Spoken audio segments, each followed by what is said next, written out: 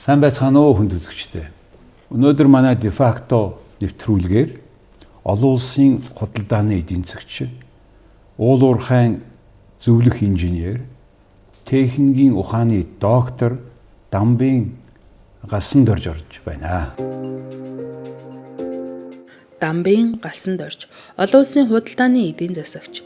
Оросын холбооны улсын Москвагийн санхүүгийн дээд сургуулийг эдийн засагч мэргэжлэр бакалавр, Оросын холбооны улсын Москвагийн гадаад худалдааны академик, олон улсын худалдааны эдийн засагч мэргэжлэр магистр, шинжлэх ухааны технологийн их сургуулийн уул уурхай инженерийн сургуулийг техникийн ухааны доктор, шинжлэх ухааны технологийн их сургуулийг уул уурхай зөвлөх инженерээр тус өгсөн. Гадаадтай эдийн засгийн талаар харилцах, улсын хороо эдийн засгийн гадаад харилцаа хангамжийн яаманд мэргэжилтэн хилтэс газрын дарга, Чехословак, Их Британи улсад суугаа, Монгол улсын элчин сайдын яаманд худалдаа эдийн засгийн зөвлөх, Эрдэнэ төлөвлөрийн Лондон хот дахь төлөөлөгчийн газрын дарга, Эрдэс баялагын хөгжлийн төвийн тэргүүн үйлдвэр худалдааны яамны гадаад худалдаа эдийн засгийн хамтын ажиллагааны газрын дарга болон геолог уул уурхайн бодлого зохицуулалтын газрын дарга, Монгол Росцветмет компани ерөнхий захирлын зөвлөх, экспортын худалдааны газрын дарга,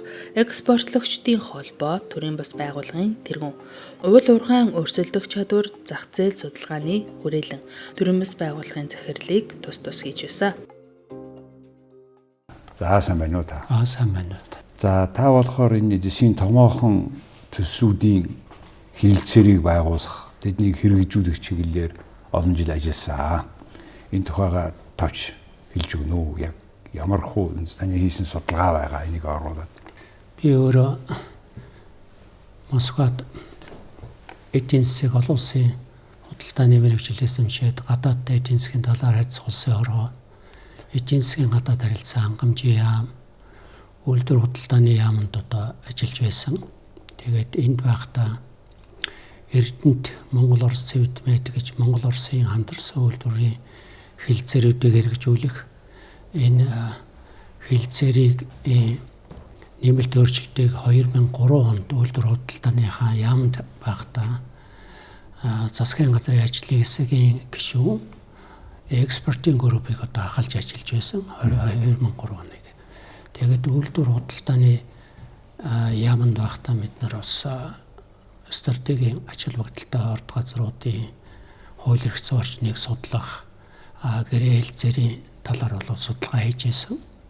Тэгээд би өөрөө Лондонд Эрдэнэт үйлдвэрийн төлөөлөгчөөр сууж байхдаа ер нь засгийн үйлдвэрүүдийн олон улсын өрсөлдөх чадвар, техник, технологиг Монголд үйл ажиллагаа явуулж байгаа Эрдэнэт үйлдвэр, хоёр толгой үйлдвэртэйгээ харьцуулаад дэлхийн 10 томоохон уурхай, бажуулах үйлдвэр, боловсруулах үйлдвэрүүдийн техник эдийн засгийн үзүүлэлтүүд өрсөлдөх чадрыг судалж байсан.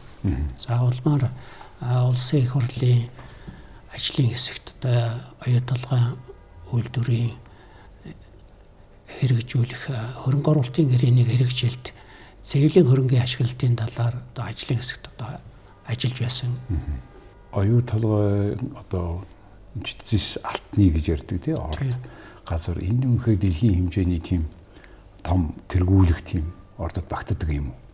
Оюу толгой ордын эрэл хайгуулын ажлын үр дүнд нөөцийн тайланг 2009 онд авсан байгаа. Мөн 2013 онд авсан байна. Тэгээд нөөцийн тайлангаар оюу толгой дээр хийсэн хайгуулын ажлын үр дүнд оюу толгойн бүлэг ордууд гэж байгаа шүү дээ. Ил уурхай, далд уурхай.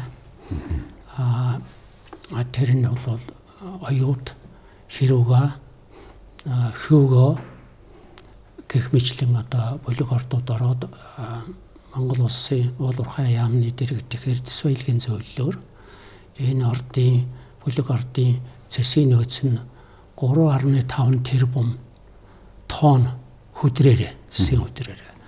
Цэвэр засаараа 31 сая тонн. За өвөн дотор засгийн зэс дотор 1100 тонн алт, 32 мянган тонн мөнгө гэсэн энэ албан ёсны тайланг, ашигт малтмалын тайланг эрдэс байлгийн зөвлөөр хүлээж авсан. За энэ хэмжээг нь одоо олон улстай харьцуулахад одоо ялангуяа одоо Чилийн дэлхийн одоо 2 дорох Скандинав гэж ил уурхай байгаа. Энэ ил уурхай нөөц нь бол хүдрээр 3.7 тэрбум тонны нөөцтэй. Нөгөө нэг дэлхийн номер 1 цэсийн уурхай, цэс алтны уурхай Индонезийн Грасберг гэж байна. Энэ бол бас л нэг 3.8 тэрбум тонн хүдрээр, цэсийнхаа хүдрээр. Ингээд аваад үзэхдээ Цэсэрийн Грасберг чи хэд гинэ? 3.8 тэрбум тонн. Юугээрээ?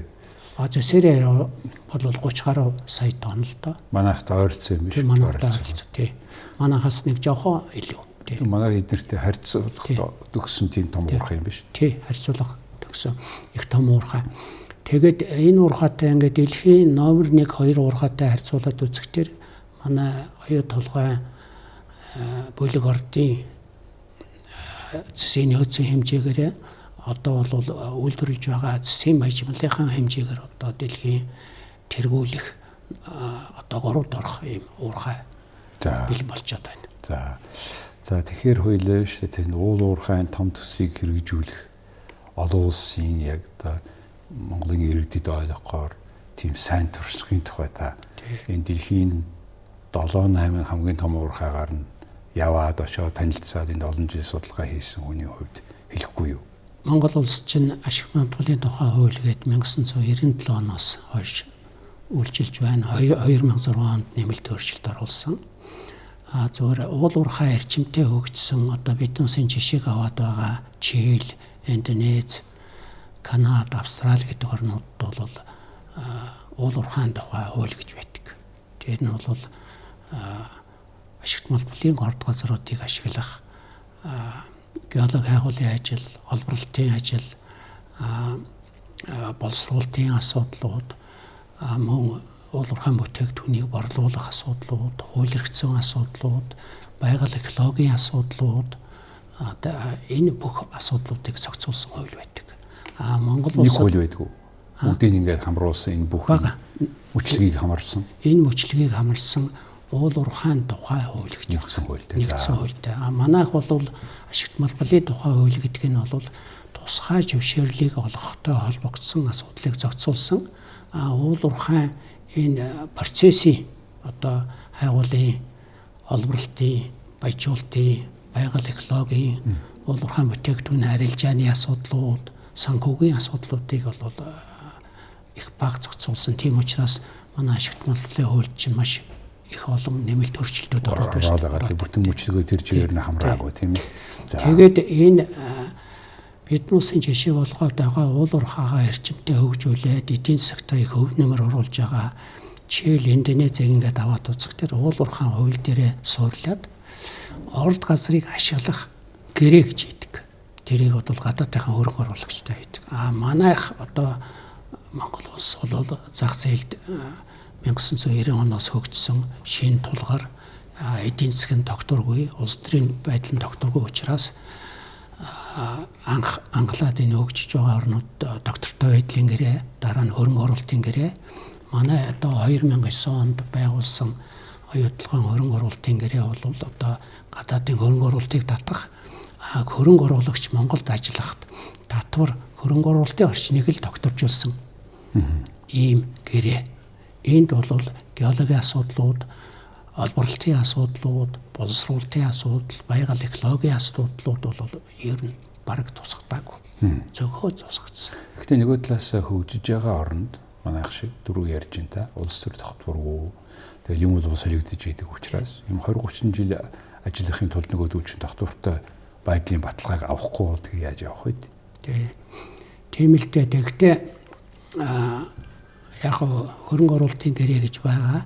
Ер нь явандаа бид нар ганцхан гадаадын хөрөнгө оруулагчийн одоо доктортой ажиллахын тулд татварын ямар таатай орчин бүрдүүлэх вэ гэдэг ганцхан заалтар зохицуултаар хөрөнгө оруулалтын гэрээ хийж штэ. Бид нар ер нь энэ барууны өндөр хөгжилтэй орнуудын туршлагыг хараад орд газрыг ашиглах гээд уул уурхайн процессор нь өөрөөр геологийн асуудал, хайгуулаа нөөцөө илрүүлэхийн тулд хайгуулыг яаж хийх үү, ашиглалтын үед хайгуулын ажлыг яаж хийх үү, олборлолтыг яаж явуулах уу, ямар хүчин чадалтай явуулах уу, тэгээд олборлсон хүдрээ баяжуулах уу, нэмэгдэх шингэсэн бүтээгдэхүүн үйлдвэрлэх үү, тэгээд олборлолтын явцад гарч байгаа тэр хаягдал ба шүү дээ, хаягдлаа яаж ашиглах уу, тэгээд ер нь тэр орчинд байгаа усныхаа нөөц экологтойгоо уялдуулаад хүчин чадлаа яаж тогтоох уу, бүтээгдэхүүнээ яаж арилжаалах уу, уул уурхайн үйлдвэрийнхаа эдийн засгийг орлого зарлагаа яаж тооцох уу гэж энэ эжүүрийн асуудлыг оруулсан энэ Индонезийн орд газрыг ашиглах гэрээ гэж энэ чинь одоо орд газрыг ашиглах гэрээ гэдэг чинь нүүбийн тийм загвар байдгийг шүү дээ. Тэр гэрээ рүү орохоос арга байхгүй. Тэгэхээр яг тийм гэрээ бид нар Эрдэнэттэй холбоотойгоор Оросуудаа байгуулсан. За Орос Эрдэнэттэй бол бид нар энэ чинь төрөөмжт компани 1978 оноос 90 он нэг хүртэл хийж байгаа. 1973 онд байгуулахдаа энэ тэр үчний хэлэлцээрүүдийг засгийн газрын хэмжээнд зурдаг байсан шүү дээ. Монгол улсын засгийн газар хоёулаа социалист орн учраас төрийн эзэм гэж хэлээ. За. Зөв Европын орнууд дотор учраас арай энэ төслийг томоохон мега төслийг 20-30 жилийн 40 жилийн нөөцтэй төслийг хэрэгжүүлэхэд засгийн газрын хэмжээд зурж байсан. Одоо бид нар зах зээлд шилжээд 2009 онд засгийн газар гадаадын хувийн хөрөнгө оруулагчтай гарын зурж байгаа хөрөнгө оруулалтын гэрээ шүү дээ. За хоёулаа шүү дээ. Юуны Дубайн гэрээ гэж бид ярьдаг. Дубай гэрээ юм уу юу юм 15 онд энэ үйл явдал болсон. Энэ тухай та үзэл бодлоо хэлж өгөөч. Ямар үр нөлөөтэй болсон, юу болж байна, юу болохгүй байна. За ер нь 2009 онд одоо хөрөнгө оруулалтын гэрээ хийсэн. Гэхдээ бид нар энэ хөрөнгө оруулалтын гэрээ бол нэг сайн гэрээ болж чадаагүй. Яагаад гэвэл олон улсын загварын дагуу олон улсын жишгээр хийгдэг хөрөнгө оруулагчид маш их олон давуу эрх болгосон. Яагаад гэвэл бид нар ашигт малбарын нөөц ашигласны төлбөр, импортын гайлын татвар, аж ахуй нэгжийн орлогын татвар гэх мэтлэн 7 татварыг 30 жилийн хугацаанд бид нар тогтворжуулсан. Өөрчлөхгүй гэж. Өөрчлөхгүй. Энэ дотор ч н одоо үндсэн хөрөнгийн татвар, тусгай шившээлийн татвар хүртэл 30 жил өөрчлөхгүй гэж байна шүү дээ. Тэгээд оруулсан. Хоёрдугаарт энэ 2009 оны гэрийн дотор орсон нэг заалт бол валютын орлогыг гадаадын банкаар авнаа, Монголын банкаар дамжихгүй гэдэг. 2009 оныход. 9 оных. Тэгээд манай ашигт малбарын хууль яг тусгай зөвшөөрлийг ашиглалтын тусгай зөвшөөрлийг 30 жилээр олгоод 20 жилээр 2 удаа сонгодог.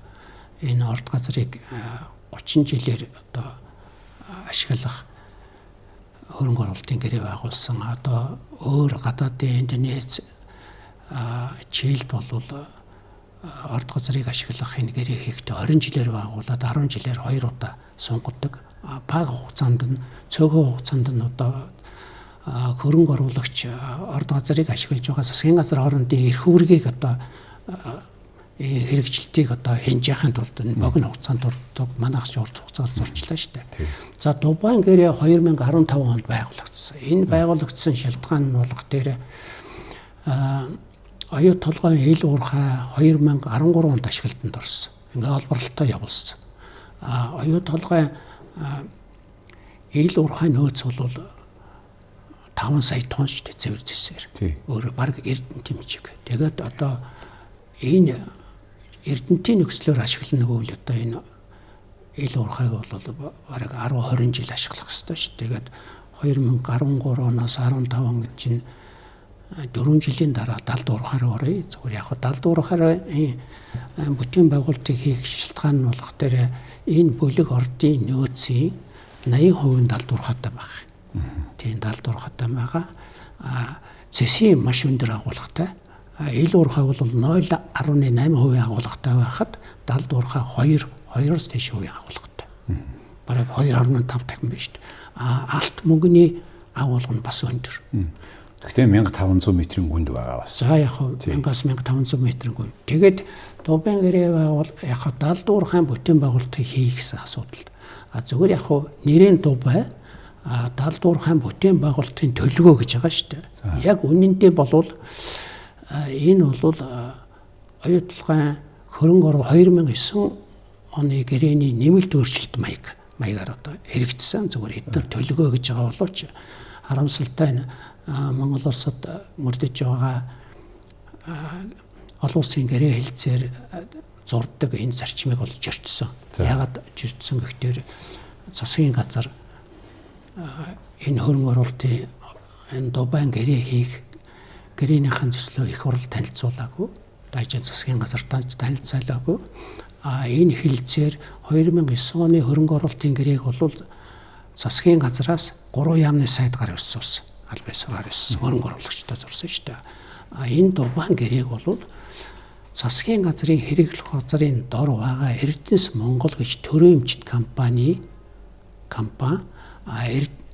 Эрдэнэс оюу толгой гэж охин компани захирлууд гадаадын хөрөнгө оруулагч нартай гараас зурсан. Яа болохгүй гэж. Энэ бол яг болохгүй гэж ерөнхийдөө энэ зарчманд зүгээр олон улсад байна шүү дээ. Чилж байна уу, Индонез байна уу, Канадад байна уу, Австралид байна уу? Уул уурхайн бодлого, уул уурхайн бодлогын хэрэгжилт, уул уурхайн гэрээ хэлцэрийг уул уурхайн сайд зурдаг. Сайдл гар усыг зурдаг. Тийм учраас өөрөөр хэлбэл энэ гэрээ хэлцэрийг зурхад манай уул уурхайн яам сангийн яам оролцоогүй шүү дээ.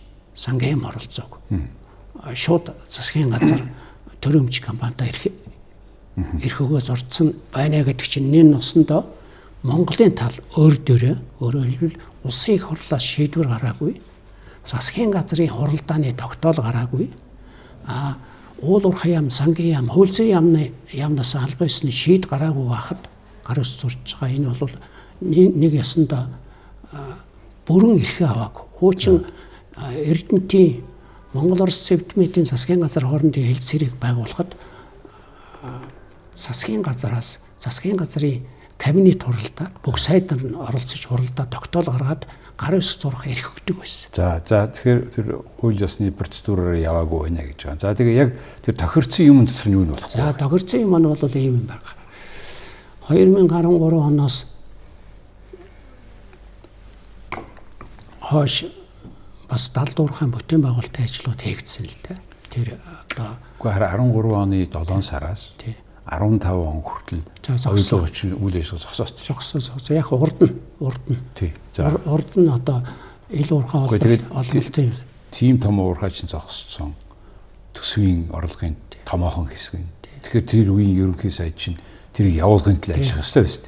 Ер нь биш дээ. Энэ ил уурхай бүтээн ил уурхай зогссон, үйл ажиллагаа зогссон бол энэ хөрөнгө оруулагч Монголын засгийн газрын хооронд албан ёсоор тохиролцож зогсоогүй. Энэ бол хөрөнгө оруулагчийн өөрийн шийдэл. Яагаад энийг зогсоосон гэхээр тэр үед бол далдуурхайн бүтээн байгуулалтын ажлууд эхлэл нь бол хийгдэж байсан. Уг нь налуу хамааран доошо орох ёстой байсан, гүнлэг орох ёстой байсан. Энэ техникийн шийдэл өөрчлөгдөөд техникийн шийдэл буруу болсон учраас босоо хамаар гарах шийдэл хийгээд тэгээд далдуурхайн бүтээн байгуулалтын энэ босоо ам хийх явцад асуудал гараад геоэкологийн ч гэж ярьсан зүгээр олон улсын шинжээчд гарч ирээд зүгээр яг энэ хөрөнгө оруулагчийн техникийн шийдэл буруу байсан. Менежментийн буруугаас одоо 2 тэрбум долларын хөрөнгө оруулалтын хэтрэл гарцсан шүү дээ. Яг гэвэл анхны 2009 оны гэрээгээр гэрийн дотор чинь 4 тэрбум доллараар бүтээн байгуулалтыг хийн. Тэр дотор чинь ил уурхайч байгаа. Далдуурхай босоо ам байж байгаа шүү дээ. 1.2 тэрбум доллар. Цахилгаан станц гээд 600 сая доллар 4 тэрбум дотор чинь байж байгаа шүү дээ. Энийг 6.5 1 тэрбум болгож 1.2 тэрбум доллараар хэтрүүлсэн. Хэтрүүлээд тэгээд цаашаа явж чадахгүй болсон учраас энэ хөрөнгө оруулагч өөрийн Монгол улсын засгийн газар гэдэг нь Монгол улсын уулуурхай яамтай албан ёсоор хоёр талаас нь тохиролцож зогсоогүй хөрөнгө оруулагчийн талаас зогсоосон. Өөрсдийнх нь буруу. Эднүсийн буруу. Тэгээд та өөрөө ярьж штэ. Энэ 2 жил зогсчлоо. Бүтээгдэхүүн гаргасангүй. Борлуулалтын орлого гарсангүй. Монгол улсад одоо татвар төлсөнгүй гэж. Энэ бол нэг өгөөлөхөд энэ бол хөрөнгө оруулагчийн өөрийн техникийн шийдлийн одоо алдаанаас гарсан учраас нөхөн төлбөр гэж ярил нөхөн төлбөр яригдэн шүү дээ. Гэхдээ тэгэхээр тэр 15 он ч хамаагүй юм зогссон байхад Дубайд очиж тохиролцоол нэг юм явлаа гэж яриад байгаа шүү. За тий. Тэгэд яг хоо тэр шалтгаан нь бол юу яасан? Дубайд 15 банкнаас нэмэлт хөрөнгө оруулалт татъя. Нэмэлт 4 тэрбум долларыг одоо татъя. Нийтдээ 6 тэрбум долларыг татаад тэрнээс 4 тэрбум долларыг 15 банкнаас өндөр хөвтэй зээл авсан шүү дээ. За энэ гол асуудал. Дубай хэлцээр баглаа. Гэхдээ энэ хэлцээрийн хүрээнд хийгдсэн нэмэлт өөрчлөлтүүд бол энэ уурхай эдийн засгийн өгөөжтөнд сөргөөр нөлөөсөн. Яагаад гэвэл Дубайд очоод өмнө нь гарцсан байсан 2 тэрбум долларын хөрөнгө оруулалтын хэвтэрэлт биш шүү дээ. Зардлын хэвтэрэлтийг хүлээж авчирсан. Хоёрдугаар тэр үед Монгол Улсын засгийн газар хөрөнгө оруулагч Эретэнтэд татврын маргаантай байсан. Тэ. Татврын маргааныг одоо хүчинг болгосон. 3 дугаарт энд одоо манай төслийн эдийн засагт сөрөг нөлөө үзүүлсэн ямар заалд орсон гэхээр бид нар чинь яриад байна шүү дээ. Менежментийн зардал. Хөрөнгө оруулагч Эретэнт энэ олон улсын компани. Энэ компани бол одоо Чилд ч ажиллаж байна, Америкт ч ажиллаж байна, Австралид ч ажиллаж байна тийм үү? Монголд оператор хийгээд, менежмент хийгээд. Тэгээ менежментийн зардлаа олон улсад тийм менежментийн зардал авдаг тийм практик байхгүй шүү дээ. Энийг юунаас авсан гэж оруулж байгаа. Энэ төсөлдөө оруулж байгаа хөрөнгө оруулалт. Энэ дээр нэмээд үйл ажиллагааны зардал.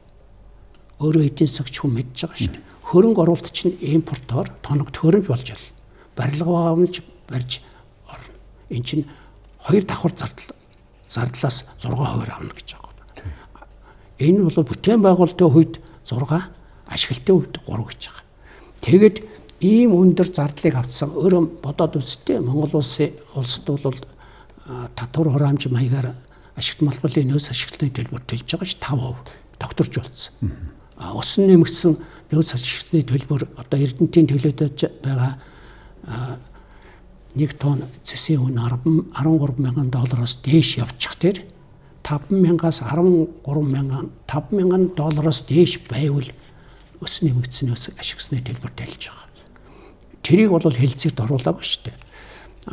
Тэгэхэд амнаатаар ашигт малгын нөөц ашигласны төлбөр төсөв 5% татвар төлж байна шүү дээ. Тэгэхэд менежментийн зардал нь 6%. Боддоо. Тэгэхэд Монголд одоо тэгээ энэ дээр нэмээд Дубайн гэрээний дотор энд ажиллаж байгаа гадаадын одоо мэргэжилтэнгүүдийн менежмент цалин гэсэн үг шүү дээ. Тэр цалин чинь бас давхар бодогдож байгаа шүү дээ. Үйл ажиллагааны зардал дотор одоо ил уурхай ажилчид, ил уурхай менежмент, баяжуулах үйлдвэрийн менежмент, энэ одоо Улаанбаатар сууж байгаа оюу толгой офисын менежмент, энэ оюу толгой цэсийн мажимал алт мөнгийг борлуулж байгаа Сингапурт сууж байгаа офисын менежментийн гээд энэ техник эдийн засгийн үндэслэл энэ үйлдвэрчин санхүүгийн төлөвлөгөөнд бас менежментийн зардал гээд давхар сууж байгаа шүү дээ. Тийм байхад энэ Дубайн гэрээгээр оюу толгой хувьцаа эзэмшигчд нь бол Англи, Австралид сууж байгаа одоо төвийн headquarter гэж англиар хэлдэг шүү дээ. Төвийн захирлууд одоо үнэтэй зөвлөмжүүд өгөх юм байна. Сууж байгаа одоо үйл ажиллагаагаа Монголд явж байгаа үйл ажиллагааг газар дээр нь үзэхгүйгээр зөвлөмж өгнө. Тэгээд энэ хамтарсан үйлдвэрийн төлөөлөлт зөвлөлийн хурал зөвлөгөө хийх барих гээд 2 тэрбум доллар төслийн хэрэгжилтийн хугацаанд 2 тэрбум доллар авах. Жилдүү. Нийтдээ төслийн авах. Энэ зардлыг бол Дубайн гэрээгээр суулгаж өгсөн. Сая гэдэг 6% орсон биз дээ. Ороогүй. Нэмэлтээр. Тэрийг чинь сая энэ засгийн газар, очирлын засгийн газар, уул уурхай яамны сайд дамдын нэмчин хэлцээ хийгээд менежментийн зардал тэгээд дээр нь яасан гэж 4 тэрбум долларын зээл авахд тэр зээлийг авахд түрүүн ярьлаа шүү дээ ашигт малмлын нөөц 31 сая тонн цэвэр зэс 1100 тонн алтыг чинь барьцаалаад зээл авч байгаа шүү дээ. Үнэн хэрэг дээр. Тэгээд экспорт энэ баяжмлыг чинь борлуулах экспортын гэрээг. Тэгэхэд Rio Tinto компани өөрөө зээлийн хугацаанд нь төлөвлөх баталгаа гаргасан гэд 1.9%, 4 тэрбум доллароос 1.9% шимтгэл авахар Дубайн гэрийн тусгасан. Тэгээд нийтдээ одоо менежментийн зардлын 6 биш 10.5% болоод сая 50% бууруулад бууруулж байгаа юм дээр шүү дээ. Тэгэхээр өнөөдөр шүү дээ анх бид нар 4 тэрбумаар энэ орд газрыг ашиглан барина гэж тэзүү гаргасаа. За тэзүүнийх нь өмнө бас зөвшөөрлөгдсөн ба. Тэгээд ингээд яваад байжсэн чи өнөөдөр шүү дээ Монгол улс 40 тэрбум долларын өртөө байна. Тэрний 20 тэрбумд ганцаараа оюуталгыг тална. Нөгөө тал нь 10%, 10 тэрбум нь засгийн газрын өр, бусад 10 тэрбум нь Монгол улсын бус банк компаниудын нийт өр нь. Тэгээд засгийн газрын өр гэхэд дунджаар 6% үзэх юм бол бид нар жилдээ 600 сая долларын зөвхөн хүнд мөнгө төлж байгаа. Тэрийг хоногоор үзэх юм бол хоногт 1.6 сая долларыг бид төлөө сууж байгаа байхгүй юу? Засгийн газрынхаа 10% дээр. Гэтэл нөгөө 20% чи өөр нь 11.6% байсан. Дэлхийн одоо ер нь хамгийн үнэтэй газраас авсан ч тийм үр байхгүй шүү дээ. Тэгээд чинь одоо ямар асуудал гарч ирэх гэхээр ч одоо яг тэр цаад банкуудын ийм өртөө юм уу? Эсвэл завсарт нь өшөө хүү аваад байгаа юм уу? Энэ тэгээд санхүүгийн байгууллага юм уу? Уул уурхайн байгууллага юм уу гэсэн асуудал гараад ингээ иргэд чинь бухимдаад байгаагийн чинь тэр нь энэ л дээ. Тэгээд ерөөхдөө бид нар Rio Tinto гэж үндэстэн дамжсан корпорац маш олон улсад ийм орд газрыг ашиглаж байгаа. Зөвхөн томоохон орд гэвэл жилд биш дээ. Скандита гэж орд байгаа. Энэ уг нь уул уурхайн компани. Одоо Америкт би өөрхөө үзэж байсан, Чилд үзэж байсан уул уурхайн үйл ажиллагаа явуулдаг компани. Харамсалтай нь бид нар 2009 оны гэрээ байгуулсан Rio Tinto одоо тэр үеийн хайван хов майнс Chocos Hill. Тэгээд Rio Tinto-г сонгосон нь болох тэр энэ компани уул уурхайн том компани олон улсад үйл ажиллагаа явуулдаг санхүүгийн маш өндөр чадвартай 4 тэрбум долларын анхны хөрөнгө оруулалтыг 5 жилийн хугацаанд хийнэ гэж сонгосон шүү дээ. Тэгээд хөрөнгө оруулалтын гэрээ хийгээгүй байхад ашиглалтын 3 тусгай зөвшөөрлийг одоо өгсөн байгаа. Тэгээд харамсалтай нь уул уурхайн компани бол одоо чинь эрэл хайгуулын ажлыг олон улсын зарчмаар хийх ёстой, олборлолт боловсруулалтын ажлыг хийх ёстой. Тэгэхэд би нэг юм гайхаад байгаа юм. Зүгээр энэ уул уурхайн олон улсын уул уурхайн практик уул уурхайн томоохон төслүүдийг санхүүжилдэг практикууд хөрөнгө оруулагч нэртэй компани өөрийнхөө хамтарч байгаа төсөлд 66% хувьцааг нь эзэмшиж байгаа. Монголын засгийн газар 34%-ийг эзэмшиж байгаа төсөлд хувь нийлүүлэгчийн зээл болгоод өгдөг өндөр хүүтэй. Одоо яг тэр үед лайбер гэж байсан. Лайбер бол 1% хөрөхгүй байсан л да 2009 оны үед. Одоо бол 3% болчиход байна. Лайбертаар нэмэх нь 6.5. Энэ чинь 13% болчиход байна шүү дээ. Энэ нүглэгт. Үнийн хэрэгтээ Эрдэнэт энэ оюу толгой шиг ийм том баялаг орд. Тэгээд 1 тэрбум доллар, 2 тэрбум доллар одоо 2025-ны үр дүнгээр 5 тэрбум долларын борлуулалт хийж байна шүү дээ. Экспортын орлого олж байна шүү дээ. Ийм компанид бол за нэг 4-6% хүү олдно. 4-6% хүү олдно. Энийг бол энэ бүтээгдэхүүний хуваах одоо засгийн бажимлыг алт мөнгөө одоо борлуулах одоо оптик гэж гэрээ хийж байгаа ч оюу толгой 5 жилээр хийж байгаа. Хэдтэй 6-аас 8 компанитай хийж байгаа. Одоо өнөөдөр 25 оны өдрөөр 1.6 сая тонн бажимл гаргаж ш зэсий.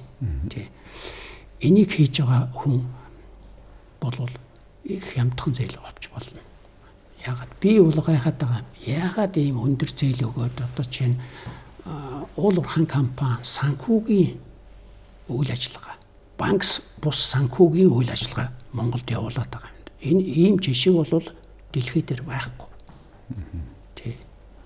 Хоёлаа энэ төсвийн 66% эзэмшдэг Rio Tinto компани үйлдвэрлэл, санхүү, худалдаа, менежментийн бүх үйл ажиллагаа өөрөө хийгээд явж байгаа тийм. Тэгэхээр энэ аль зэргийн ил тод байдгийн за тэр зэс алтны борлуулалтын экспортынхаа гэрээг яг наривчилж яаж хийсэн, тэр нээлттэй байд юм уу юу?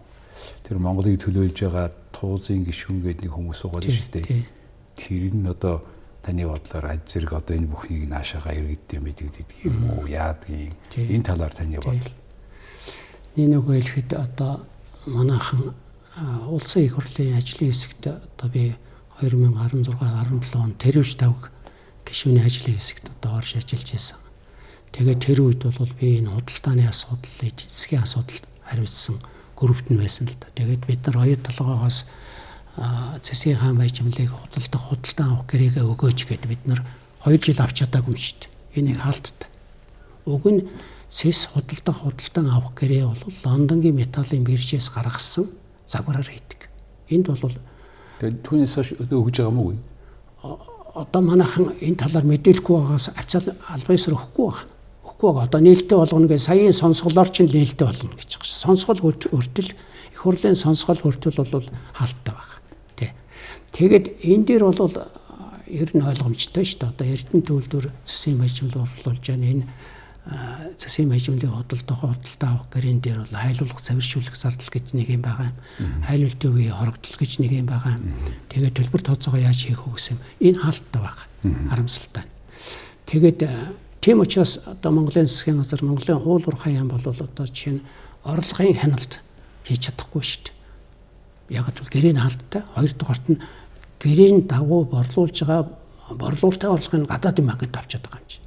Уг нь Монгол улс 34% хувьцаа эзэмшиж байгаа юм чинь энэ орд газрын одоо борлуулалтын орлогын 34% нь шууд 2009 он 13 оноос эхлээл манай Монголын арилжааны юм уу Монгол банкнд одоо тушаагдах хэрэгтэй ш. Монгол банк нөгөө талаасаа тэр чинь нөгөө нэгэнт тодорхой юм барьцаалаад зээл өгсөн олон улсын банк чинь өөрөө мөнгө өөрийнхөө дансаар авахгүй бол яаж ихлээд нөгөө Rio Tinto-гоо хянах юм? Тийм асуудал гарна ш.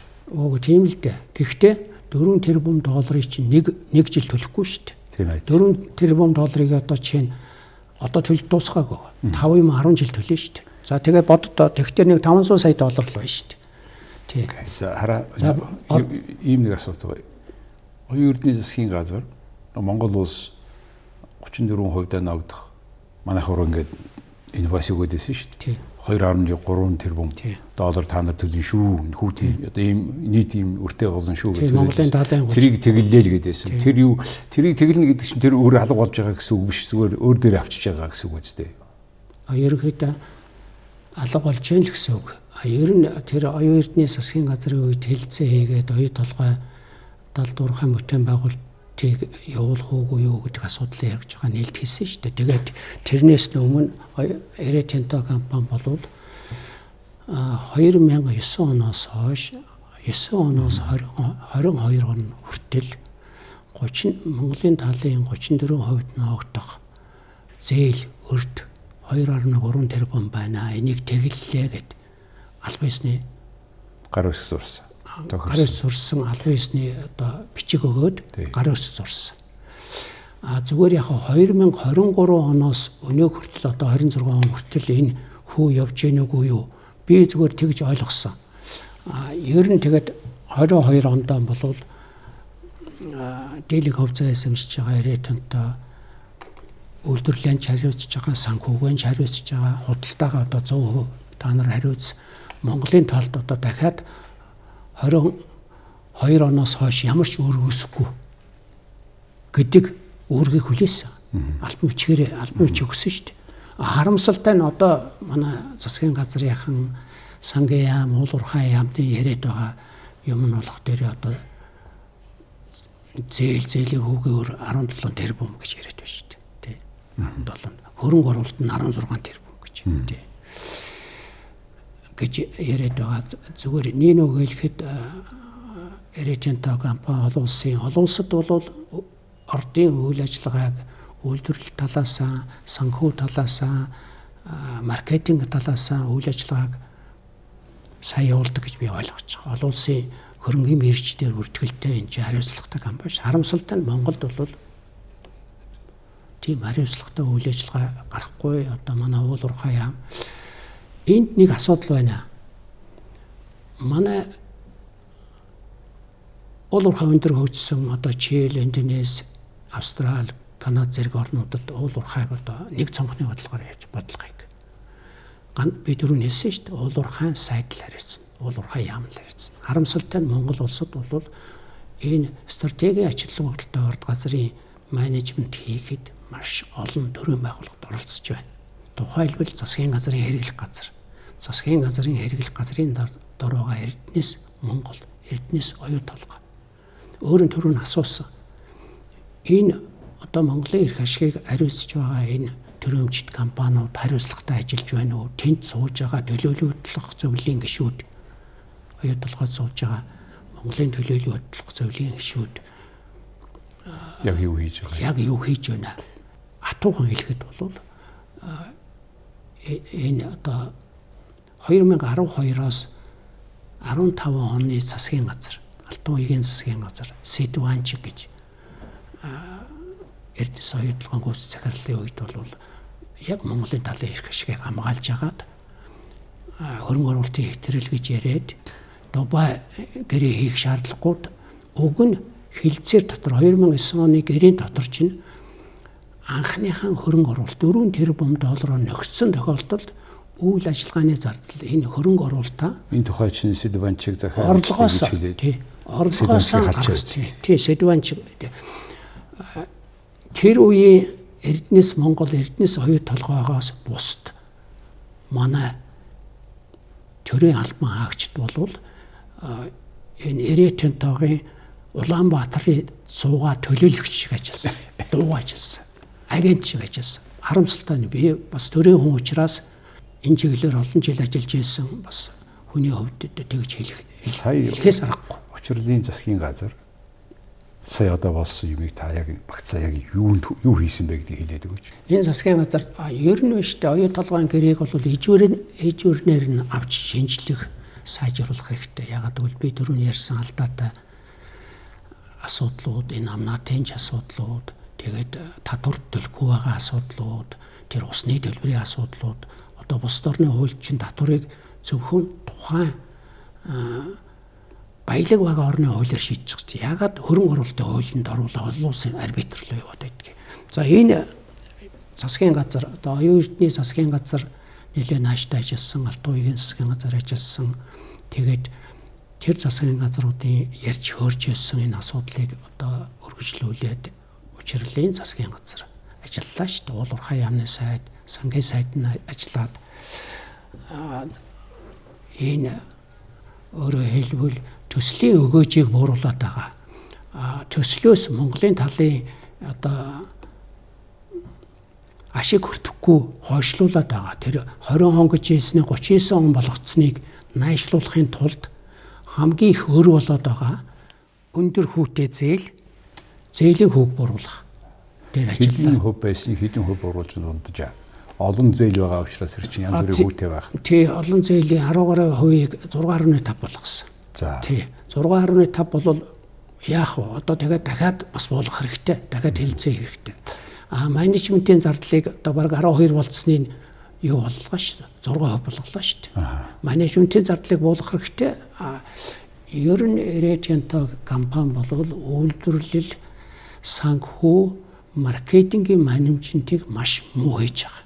Монгол улс бол одоо нөхөн төлбөр нэхэмжлэх тэр нөхцөл бол бүрдсэн. Энийг би өөрөө судлаачийн хувьд хэлээгүй. Олон улсын том эдийн засагч нар, олон улсын байгууллагууд чинь Монгол улс та нар санхүүгийн одоо нөлөөлөлд орчод байна. Энээсээ гараач, та нар сэрээч л гэж яриад байна шүү дээ. Оюу толгойн нийт нөөц нь зэсээрээ бол 31-ийн сая тонн оюу дэлхийн 1-2-тэй тэнцвүүц. 3-д орно. 3-д орохоор. Тэгээд энэ нөөцийг хэдэн хувийг одоо ашиглаж байгаа? За энэ нөөцийн яг чухал асуудал байна. Нөгөө хэлэхэд 22 он гэхэд байна шүү дээ. Ил уурхай нөөц би 4 сая гэж 50% нь ашигласан байсан. Тэгээд над 23 оноос чин 70 уурхаар орлоо шүү дээ. Тий. Тэгээд өнөөдөр 3 жил ашиглаж байна. Тийм үү. Одоо бол 25 онд байжмал 1.6 сая тонн байжмал гаргаж байна. Буюу жилд 500 мянган тонныг цэвэр зэсээр ирэх 5 жилийн хугацаанд гаргана гэдэг өөрсдөө мэдээлсэн байсан. Энд нэг юм хэлэх хэрэгтэй. Энэ хөрөнгө оруулалт яагаад ингэж хийгээд байгаа юм бэ гэхээр олон улсын яг туршлагыг баримтлахгүй байна. Ер нь уул уурхайн практикт, олон улсын практик шүү дээ. Ил уурхайч байна уу, далд уурхайч байна уу? Хөрөнгө оруулалтаар анхныхаа одоо баяжмлыг гарах тухайн үйлдвэр 6 сар юм уу 1 жилийн хугацаанд ажиллах нөөц хөдрийг бэлддэг байхгүй. Харамсалтай нь хөрөнгө оруулалт нэрийдлэр одоо 10 жил, 20 жил өнөөдөр чи 2026 он. 2026-аас 2036 он хүртэл ашиглах энэ чи блокчейн гэж одоо давхраар нураах гэж технологи байгаа ш твшилтэй. Энэ нь бол одоо хөдрөө ингээд бэлтжүүл энийг олборлоод нураагаад авах асуудал бол энэ машин механизм өндөр хөгжсөн үед бол хэдхэн жилийн асуудал. Одоо өөр асуудал ойролцоогоор нэг энэ нөөцийг 31 сая тонн нөөцийг 2011 оны тээзүү 2015 оны тээзүүгээр 100 жил ашиглана гэсэн. Яг энэ тэпээр жилд 500 мянган тонн хүчин чадлаар цэвцэс гарахаар ашиглавал за 2039 онд дуусна. Өөрөөр хэлбэл хөрөнгө оруулагч Монгол Улсын засгийн газартаа хөрөнгө оруулалтын гэрээг 30 жилээр байгуулсан энэ хугацаанд нөгөө 100 жил ашиглаад уул уурхайгаа доктортой хөгжүүлээд Монгол Улсын засгийн газарт орон нутгийг хөгжүүлнэ гэхийн оронд одоо нэг 20 жил ажиллаад дуусгах гэж шүү дээ. 20 жил. Нөгөө талаас Монгол улсад одоо нэг нийт одоо зэсийн хичээн орд газар илэрсэн байж. Орд. Манай уул уурхайгаа ашигтмал газрын мэдээлэлээр бол нэлээд олон орд байгаа. 46 гэсэн нэг тоо байсан. 40 гаруй орд газар байгаа. 100 орчим сая тонны нөөцтэй энэ дотор нь 31 сая нь бол оюу толгой нэмэлт хайгуул хийснээр нь 7 сая нь болох тэр Эрдэнэтийнх цагаан сувраг 2.4 сая. Занадуу маань сармагтай бол 1 гаруй сая тонн. За тэр entry гэдэг. Entry гэдэг бүлэг ордод хамаарч байгаа юм дээр нэг 5-6 сая тонн байна л та. За ингээд өнөөдөр ашиглалтанд орох бэлэн болчиход байгаа орд бол цагаан сувраг байна. За entry бол яг цаг хугацааны хувьд бол ашиглахаар явуулаагүй шүү дээ. Занадуу бол нэмэлт хайгуул хийх хэрэгтэй. Занадуу тий. Хиний занадуу нь алийг нийцэм шүү дээ. Харамгтай бол нэг юм шиг байлаа тий 1 сая орчим. Тий 1 сая гаруй. Тэгэхээр нэг ийм асуулт гараад байгаа. Одоо энэ оюу толгой чинь яг ингээд үргэлжилнэ нөө хүйгөө дам тий үргэлжилнэ антрэ гэдэг яг нэг орд газар яваад шүү дээ. Тэгээ тэрийг хоорондоо ашиглах юм бол хоорондоо тохирцсон. Манай хувьд үгүй энэ 2 тустай орд газар байна. 2 тустай лицензээр энэ ямар учиртай юу болоод байгаа юм? Ерөн зөвөр яхаа нөөцийн энэ оюу толгойн бүлэг ордын нөөц уул уурхай яамны эрдэс баялагын зөвлөөр орсон. Тэр дотор бол оюу толгой, кюго, даминд, хэрвга тэгээд энтригийн нөөц бол байж байгаа. За нөөц байгаа да. Гэхдээ энэ орд газрыг одоо цааш нь ашиглая гэхээр оюу толгой энэ хөнгөлттэй, энэ ашиггүй гэрээний загвараар явж болохгүй. Шинэ хөрөнгө оруулалтын гэрээ хийх ёстой гэж ойлгож байгаа. Хөрөнгө оруулалтын гэрээ хийхэд тулд орчилсан нөхцөл бол одоо энтрид одоо бүрэлдэхүүнд байгаа, тэр дор байгаа нөөцийн хязгаарыг тодтох хэрэгтэй. Нөөцийн тайлан гаргах хэрэгтэй. Тэзүү гаргах хэрэгтэй. Техник эдийн засгийн үндэслэг гаргаад орлого зарлагаан тооцоод үнэ одоо зах зээлийн үн чин хуучин оюу толгой ил далд уурхайг ашиглах 4,000 6,901 тонн зэвссэн үн үлээш өнөөдөр 13 13 болцсон. Энийг гэж байгаа. Цаашдаа ашиглах 10 20 жил одоо энэ засгийн чиглэлийн прогноз нь яаж гарах нь дундчлаад техник эдийн засгийн үндэслэл хийгээд цоо шин нөхцлөөр Монгол улсын засгийн газарт ашигтай. Тэгээд нэг амнаатыг орлуулна гэж яриад байгаа. Нэг үгэлгээд энэ амнаатыг орлуулах яриа хэлцээ хөрөнгө оруулагчтай хийж явах үед одоо манай засгийн өсөн нэмэгдсэн амнаатыг 3 дахин 2 дахин бууруулах яриа гэж яриад байна. Энэ бол цаг үеийн алог асуудал. Эрдэнэ төлбөр бол маш өндөр ашигтай ажиллаж байгаа. Энийг бас хөлөх ёстой шүү дээ. Тэрнээс энэ дотоодын хөрөнгө оруулагч юм уу гадаадын хөрөнгө оруулагчтай гэрээ хэлцээг Монгол улсад ашигтай хийе гэж яах энэ үед энэ амнаатыг ярмааргүй байна.